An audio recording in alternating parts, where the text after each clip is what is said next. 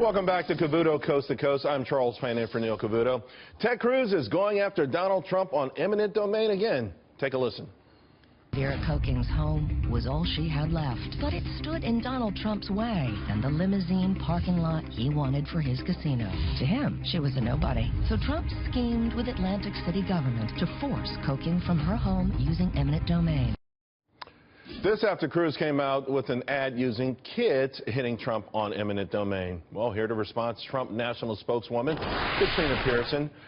Katrina, you know, it was an interesting point in the last debate. When Bush went after Trump on eminent domain, it's a pretty good moment for Bush. It was a pretty good moment for Trump, countering that all the applause came from his donors. But the Cruz not letting the issue go. Well, you know, this is one of those things that I find interesting coming from a constitutional conservative, considering how that is constitutional, Charles. Eminent domain is one thing. What they're accusing Mr. Trump of is eminent domain abuse, and that's two different things.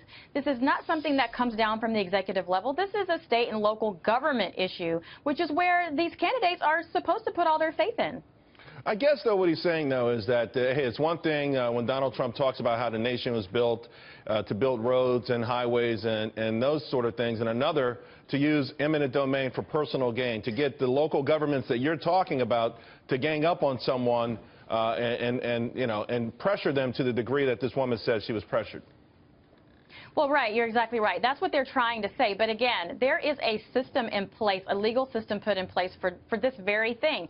If a builder wants to build, they go to that government and they give the authority, or they don't. And if the seller doesn't want to sell, which Mr. Trump has always been very generous, then there's a process that takes place.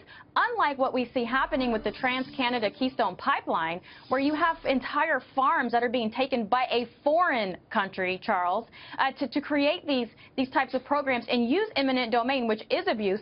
You have people being arrested on their own property here in the state of Texas. So I'm kind of curious, where's Senator Ted Cruz for these people? Well, you know what? Hopefully we'll find out. But, you know, one of the big issues, one of the big news items was the ranchers in Oregon. And even though very few people agree with the tactics they use, they garnered a lot of sympathy with the notion that the Bureau of Land Management and the federal government, they control so much land. Like, why do they have to keep taking land from people? And it seems like this is something that could resonate. Obviously, Cruz thinks it's going to resonate against Donald Trump. Well, I don't think it's going to resonate against Donald Trump because we really haven't had the national discussion on that. And this has nothing to do with, you know, creating jobs and businesses in this country. And, you know, the argument that they make against Donald Trump is the whole private use versus public use, which Mr. Trump's businesses are all for public use.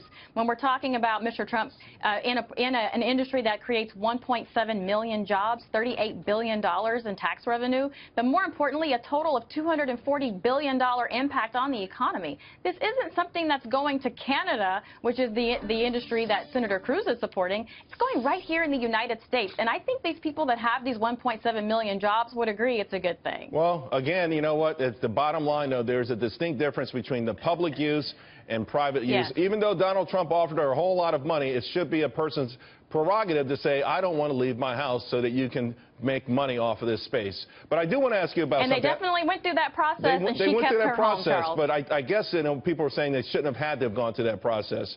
I want to talk to you because you and I talked last night about Trump going positive last night, the new Trump, if you will, but someone keeps giving him access to Twitter. Okay, so he went on another tree rage.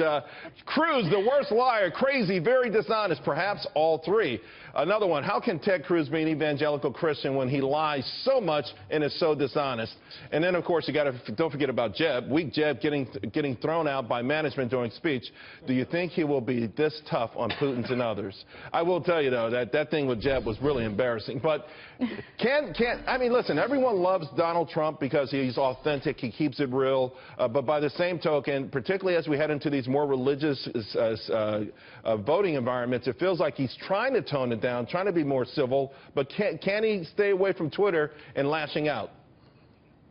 Well, I think what we're seeing is, Mr. Trump pulled down the negative ads in South Carolina. He does want to have a positive message on the airwaves, but he will continue to defend himself, which is something that most Republicans haven't been able to do for a very long time. He was defending the negative ads being run against him, which are, in fact, lies.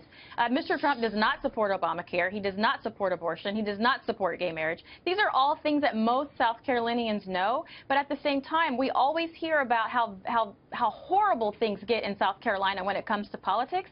But I think this time we might see voters actually reject this type of campaigning, considering how this is one of the reasons why we can never find good people to run for office. All right, let's leave it there. Hey, love having you on. Come back real soon. We'll talk again. I'm sure we'll have something to talk about. Thanks, Charles. All right.